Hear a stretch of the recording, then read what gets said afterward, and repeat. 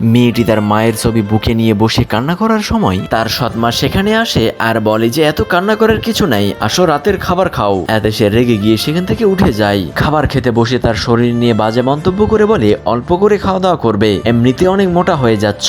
এটা শুনে সে সেখান থেকে রাগ করে উঠে যায়। পরের দিন সকালবেলা বসে পড়ালেখা করার সময় সেই দুষ্টু মহিলা গিয়ে বলে কালকে রাতের খাবারের থালাবাটিগুলো কে পরিষ্কার করবে?